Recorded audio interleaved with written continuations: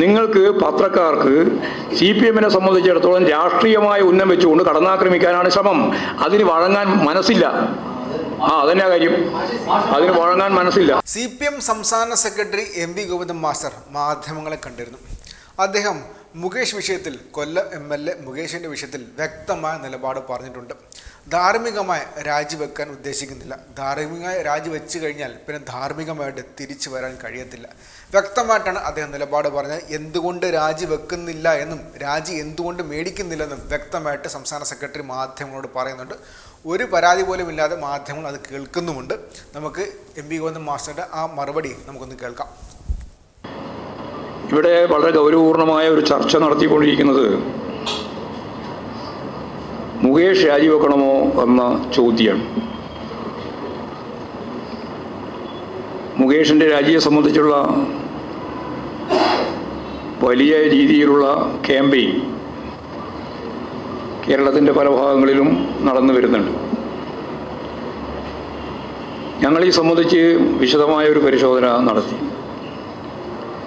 National election watch report, അതാണ് ഇന്ത്യയിൽ ഇതുമായി ബന്ധപ്പെട്ടുള്ള ഏറ്റവും പ്രധാനപ്പെട്ട റിപ്പോർട്ട്. ഇന്ത്യ രാജ്യത്ത് 16 MP-മാരും 135 MLA-മാരും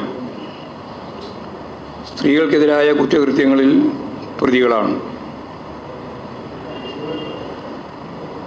16 MP-മാരും 135 MLA-മാരും സ്ത്രീകൾക്കെതിരായ കുറ്റകൃത്യങ്ങളിൽ പ്രതികളാണ്. അതിൽ BJP 54,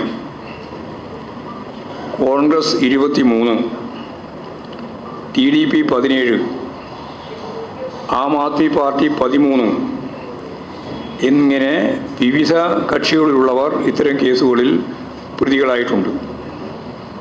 അവരാരും MP സ്ഥാനമോ MLA സ്ഥാനമോ രാജിവെച്ചിട്ടില്ല.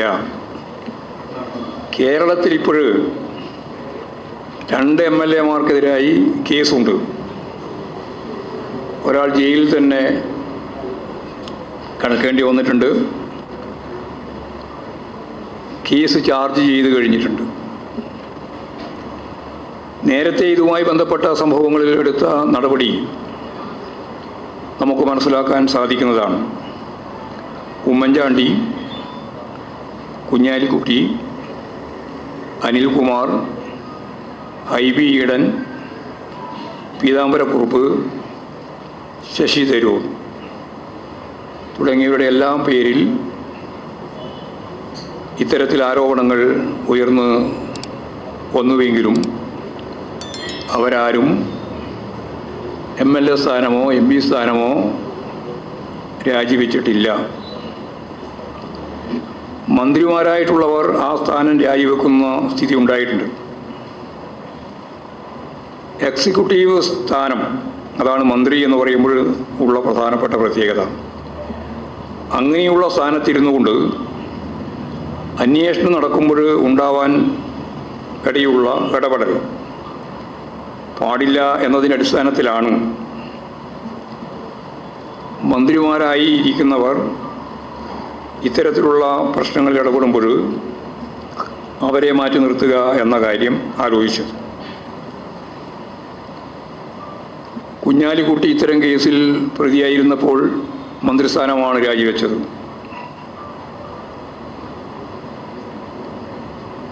LDF ഇത് സംബന്ധിച്ചെടുത്ത തീരുമാനവും ഇവിടെ ആലോചിക്കേണ്ടതുണ്ട്. PJ ജോസഫ്, നീല ലോഹിതദാസ് നാടാർ, ജോസ് തെറ്റയിൽ ഇവരെല്ലാം MLA സ്ഥാനം ആരും രാജിവെച്ചിട്ടില്ല. മന്ത്രിമാരായിരുന്ന സന്ദർഭത്തിൽ മന്ത്രിസ്ഥാനമാണ് രാജിവെച്ചത്. കുറ്റം ആരോപിക്കപ്പെട്ടയാൾ നിയമസഭാ സാമാജികത്വം രാജിവെച്ചാൽ പിന്നീട് നിരപരാധിയാണെന്ന് തെളിയിക്കപ്പെടുന്ന സാഹചര്യം വന്നാൽ അവരെ തിരിച്ചെടുക്കുന്നതിനുള്ള നിയമ സംവിധാനം ഇല്ല. അത്തരമൊരു നിലപാട് സാമാന്യ നീതി നിഷേധിക്കുക എന്ന കാര്യത്തിലേക്കാണ് എത്തിച്ചേരുക. അതുകൊണ്ട് ഇക്കാര്യത്തിൽ അത്തരമൊരു നിലപാട് സ്വീകരിക്കാനാവില്ല എന്ന് തന്നെയാണ് കാണുന്നത്. അതുകൊണ്ട് നിരപരാധിത്വം തെളിയിക്കാൻ പ്രതികൾക്ക് അവസരം നൽകണമെന്ന പ്രസ്താവന ശശി തരൂർ നടത്തിയത് ഈ ഒരു പശ്ചാത്തലത്തിലുള്ള അനുഭവം കൊണ്ടായിരുന്നു. അതേസമയം ഇതുമായി ബന്ധപ്പെട്ട സമിതികളിൽ അംഗമായി ഇരിക്കുന്നത് ശരിയല്ലെന്ന നിലപാടാണ് പാർട്ടി കൈക്കൊള്ളുന്നത്. അപ്പോൾ ഇവിടെ ഉന്നതാധികാര സമിതികളിലുള്ള പ്രത്യേകിച്ച് സിനിമയുമായി ബന്ധപ്പെട്ട കമ്മിറ്റികളിൽ നിന്ന് ഒഴിവാക്കേണ്ടതുണ്ട് എന്ന് തന്നെയാണ് ഞങ്ങൾ കാണുന്നത്. കേസ് അന്വേഷണത്തിൽ യാതൊരു തരത്തിലുള്ള ആനുകൂല്യവും MLA എന്ന നിലയിൽ നൽകേണ്ടതില്ല. അത് സംബന്ധിച്ചുള്ള പാർട്ടിയുടെ നിലപാട് അതാണ്. നീതി എല്ലാവർക്കും ലഭ്യമാകണമെന്നതാണ് പാർട്ടിയുടെ നിലപാട്.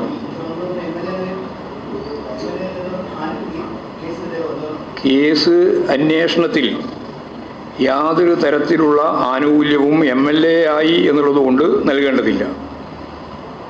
ഇതാണ് പാർട്ടിയുടെ അഭിപ്രായം. നീതി എല്ലാവർക്കും ലഭ്യമാക്കണമെന്നതാണ് പാർട്ടിയുടെ നിലപാട്. അത് ഏത് ഉന്നതനായാലും നിയമത്തിൻ്റെ മുന്നിലേക്ക് കൊണ്ടുവരണമെന്നതാണ് പാർട്ടിയുടെ നയം. സ്വതന്ത്രവും നിഷ്പക്ഷവുമായ അന്വേഷണം ഇക്കാര്യത്തിൽ ഉറപ്പുവരുത്തണം. ധാർമ്മികമായി രാജിവെച്ചാൽ, ഇപ്പോൾ വളരെ ഗൗരവപൂർവ്വം പറഞ്ഞുകൊണ്ടിരിക്കുന്ന ഒരു പ്രശ്നം നിയമപരമായിട്ടല്ല, ധാർമ്മികമായി രാജിവെക്കണം എന്നാണ്. ധാർമ്മികമായി രാജിവെച്ചാൽ കുറ്റവിമുക്തമാക്കപ്പെട്ടു കഴിഞ്ഞാൽ ധാർമ്മികമായി തിരികെ വരാനാവില്ല. ധാർമ്മിക നിയമസംഹിത ഇല്ല. ഉള്ള നിയമം തിരഞ്ഞെടുപ്പ് നിയമമാണ്. അപ്പോൾ ധാർമ്മികതയുടെ പേരിൽ രാജിവെക്കുകയും കുറ്റവിമുക്തനാവുകയും ചെയ്താൽ ധാർമ്മിക നീതി അനുസരിച്ച് തിരിച്ചു വരാനാവാത്ത നിയമ പശ്ചാത്തലത്തിൽ തിരഞ്ഞെടുപ്പ് നിയമം മാത്രമേ അക്കാര്യത്തിൽ കൈകാര്യം ചെയ്യാനാവുള്ളൂ എന്നുള്ളതുകൊണ്ട് തീർച്ചയായും ധാർമ്മികതയുടെ പേരും പറഞ്ഞ് രാഷ്ട്രീയമായ ഉള്ളടക്കത്തോടെ നടക്കുന്ന ഏത് ശ്രമത്തെയും അംഗീകരിക്കുന്നില്ല എന്നതാണ് അതിൻ്റെ ഭാഗമായിട്ട് പറയാനുള്ളത്. കുറ്റവും ആരോപിതൻ ആയ ആളാണല്ലോ നിയമത്തിൻ്റെ മുമ്പിലേക്ക് വരുന്നത്. അങ്ങനെ കുറ്റാരോപിതൻ മാത്രമായ ഘട്ടത്തിൽ രാജി ആവശ്യം അംഗീകരിക്കുന്നില്ല. എന്നാൽ കുറ്റം അംഗീകരിച്ചു കഴിഞ്ഞാൽ സ്വാഭാവികമായിട്ടും ആവശ്യമായ നിലപാടുകൾ സ്വീകരിക്കുന്നതിൽ ഒരു വിട്ടുവീഴ്ചയും ചെയ്യേണ്ട കാര്യമില്ല. ഈ രണ്ടും വേർതിരിച്ച് മനസ്സിലാക്കേണ്ടതുണ്ട്. മനസ്സിലാക്കിക്കൊണ്ട് നിലപാട് സ്വീകരിക്കേണ്ടതുണ്ട്. അപ്പോൾ ആ കാര്യം ശരിയായ രീതിയിൽ കൈകാര്യം ചെയ്യുകയും ചെയ്യും. രാഷ്ട്രീയ ലക്ഷ്യം വെച്ചു മറ്റുള്ള ഇപ്പോൾ കാണുന്ന ഈ മുറവിളിയൊന്നും അംഗീകരിക്കാൻ സാധിക്കുന്ന ഒന്നല്ലെന്ന് ഞാൻ ഈ സന്ദർഭത്തിൽ പറഞ്ഞു വെക്കുകയാണ്.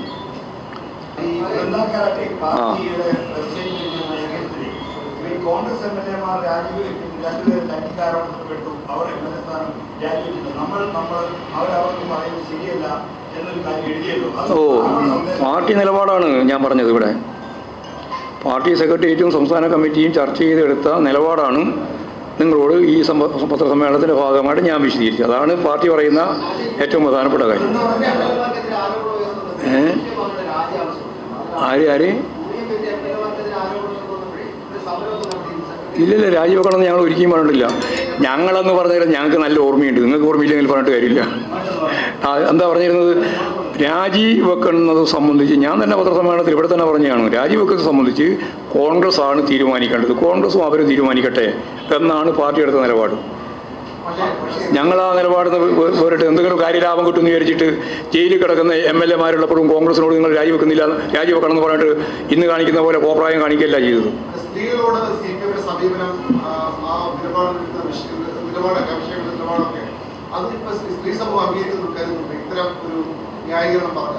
ന്യായീകരണമല്ല, ഞാൻ വസ്തുതയാണ് പറഞ്ഞത്. എന്ത് ന്യായീകരണം? അത് പ്രതിയാണ്. എല്ലാവരും പ്രതിയാവുന്നത് കുറ്റാരോപിതമാണ്. കുറ്റം ആരോപിക്കുന്നതാണ്, കുറ്റവാളിയല്ല. കുറ്റം ചെയ്ത ആളല്ല. അതാ കാര്യം. ഇനി കുറ്റം ചെയ്തു എന്ന് വന്നാൽ ഞാൻ നിങ്ങൾ പറഞ്ഞ പോലെ നിലപാട് സ്വീകരിക്കാം. മനസ്സിലായോ? രണ്ടും രണ്ടാണ്. കുറ്റാരോപണവും അതുപോലെ തന്നെ കുറ്റം ചെയ്തതും രണ്ടും രണ്ടാണ്. കുറ്റം ചെയ്തു എന്ന് വന്നാൽ ഈ പറഞ്ഞ പോലെ ആവശ്യമായ നിലപാട് സ്വീകരിക്കാൻ ഞാൻ പറഞ്ഞല്ലോ. എന്താ കാര്യമില്ലാണ്ട് ഹേമ കമ്മിറ്റി വെക്കേണ്ട കാര്യമില്ല എന്നാൽ ഇപ്പം പുറത്തു വന്ന ഈ വിവരവും ഇനി വരാൻ പോകുന്ന എല്ലാ വിവരവും ഹേമ കമ്മിറ്റി റിപ്പോർട്ടിന്റെ ഭാഗമായിട്ട് വരാൻ പോകുന്നതാണ്. അത് ഇതിൻ്റെ അകത്ത് ഉള്ളവരായാലും ഇല്ലാത്തവരായാലും വരാൻ പോകുന്നത് അത് തന്നെയാണ്. അതുകൊണ്ട് ഹേമ കമ്മിറ്റി വെച്ചത് ഇന്ത്യയുടെ സിനിമാ രംഗത്തെ സ്ത്രീ പീഡനത്തിനെതിരായിട്ടുള്ള ഒരു പമ്പിച്ച പ്രതിരോധമായി.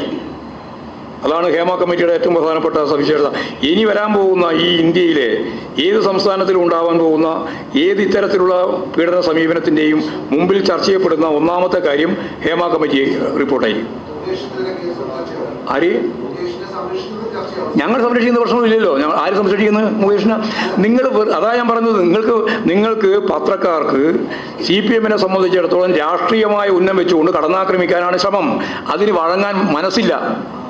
അതന്നെ കാര്യം. അതിന് വഴങ്ങാൻ മനസ്സില്ല.